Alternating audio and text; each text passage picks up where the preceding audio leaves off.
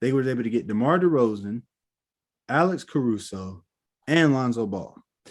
And that's a lot right there because just last year, around the same time, well, considering the fact that the season was all screwed up because of they started it at a different time. But aside from that, around the same time, I was literally talking about, man, the Bulls are going to have to do something quick before Zach LaVine just is fed up with these guys because he had a great year last year and made some serious improvements from the year before. I was talking to Trevor. I was just like, man, like you only have so long nowadays because people will leave you in a minute now because they're not with the old loyalty tradition like they used to be. But they went out and did this, and now I'm not even concerned about them making the playoffs if everybody stays healthy. I'm more like, Yep. how far are they gonna go? I think what they do have is, a lot of athletic guys that are still young. They don't have any old guys on their team.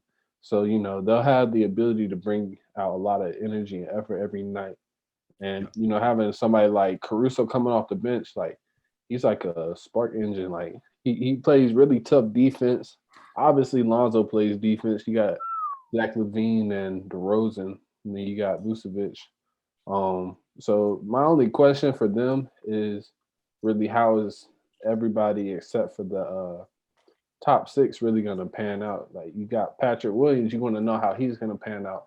You want to see how Kobe White comes in and helps this team, and they got a lot of other pieces that probably don't get talked about a lot. But the depth is my only question. They have a lot of really good spacing, just because, like I said, Vucevic can shoot the three. You got DeRozan, who was shooting more, which is good. He shot 50% last game, 2 for 4. But as long as he's shooting the ball or at least making a quick decision after he catches it and not hesitating, I think that that's still going to keep the spacing how it needs to be.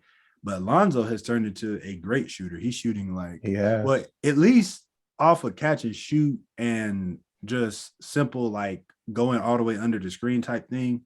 Obviously, not a pull-up type shooter too much, but he's put in a lot of work and his shot looks real clean now. It looks quick. It looks like he's releasing it with confidence too. But the thing I think that's the most interesting is now they got Lonzo, right? A guy who has this confidence that he's been trying to find his whole time kind of in the league, because being in different situations, going from playing with LeBron and then going from playing with Zion and Brandon Ingram and Eric Bledsoe. And it just felt like he never really got a chance to like grow because he always was trying to adjust to people who were at the time better than him. And he kind of didn't have a say in it because it's like, well, Zion is this new guy. He's the hope for the future or whatever. So we're going to put the ball in his hands, put you in the corner. And by the way, we got a point guard that can't shoot the ball very well. So we need to put him somewhere. So you're going to not even bring the ball up. And then Brandon Ingram, obviously, you need to get him his ISOs too. Just give him the ball and get out the way and all of this stuff. And then Steven Adams, he really can't shoot that good. He's not really like a big lob threat or anything, but, he'll be down there. And then, with LeBron, obviously, it just was a whole lot of stuff going on, man. And like the paint was just so clogged up. And he like you said, Chris, he really wasn't allowed to be the point guard. And he was just kind of almost reduced to a role of just go out there, space the floor, spot up, and knock down threes. Yeah, and play defense. So now with this team, he has scores around him. He can get people the ball. He has a big and Vucevic that can play in the paint and then space the floor out. He has somebody in the fourth quarter. The Bulls have somebody in the fourth quarter they can go to with DeMar DeRozan, and he can push the pace and he can slow it down when he sees fit. He's actually allowed to be the point guard. I just feel like this is just a way better fit for him in terms of his play style, in terms of him growing as a player than both the teams he was on. Because I didn't I mean, we've talked about this in previous videos about the Pelicans. I just never really liked how the Pelicans were built. I didn't think that their pieces fit together all that great, but I did. I just feel like this is a great spot for Alonzo in Chicago. Man, the Pelicans were built perfectly because if you think about it, all of them people that can shoot 2-point shots, Zion, bro. Look, twos are the easiest shots in the game, man. If you just stack a whole bunch of people that shoot twos all the time, and you should be able to get like 200 points a game. Just lay the ball up. Just lay it up. Like why shoot? Yeah, man. Who needs But- space? I mean, yeah. I mean, the rim is right there. You about 7'3". Just lay the Or ball free up. throw. Yeah, man. Hey, you know what, Chris? You might be on to something. You need to go apply for a GM position. with Oh yeah, you know I'll with be a good somebody, owner. man. No, I'm sorry.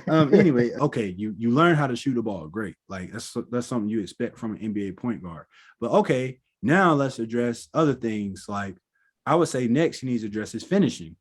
Lonzo's not really a creative or a fluid finisher at all. He can like finish with a dunk if you're kind of late to step over, but he doesn't really have a whole bunch of creative like type finishes where he can adjust midair and do all this stuff. Whereas like LaMelo, his brother already came in with like these crazy finishing packages Crafty. already.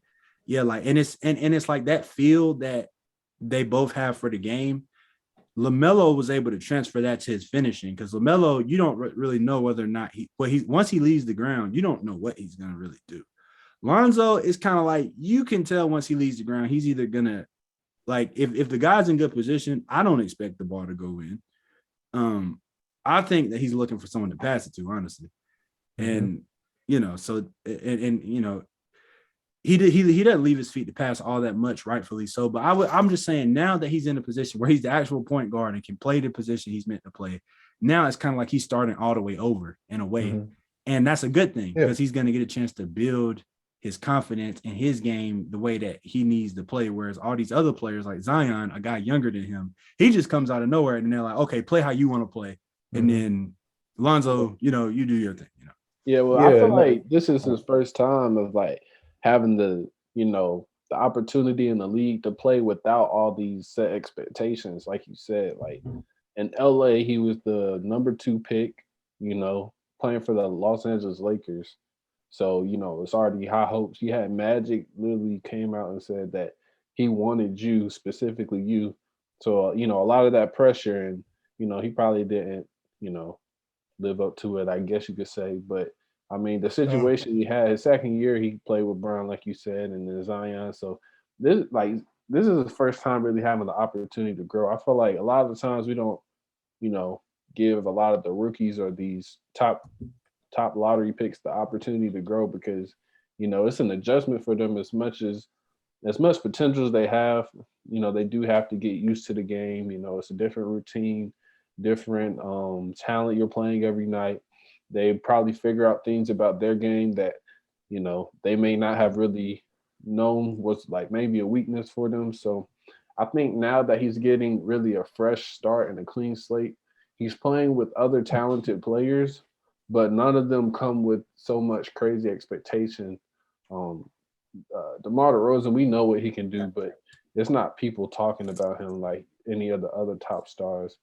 Zach LaVine, he is a really good. I think he's a star, but nobody talks about him like anybody else because of he's been in Chicago all this time. So I just feel like with him being around people kind of around his age, who are all talented, but none of them are really carrying all this heavy expectation, heavy weight. I think it's just a perfect fit for him. He just gets to play ball, play his game, which has evolved, like you alluded to. So, I feel like it's really showing. Yeah, it's really showing in his game, and he's balling out right now.